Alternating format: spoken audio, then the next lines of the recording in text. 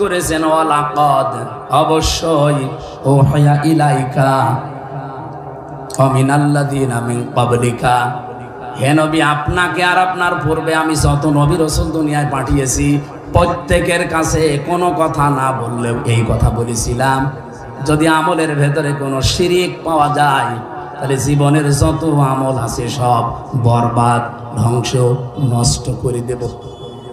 নবীদেরকে যদি আল্লাহ কথা বলতে পারে আমরা বাদ আছি? বলেন বলেন।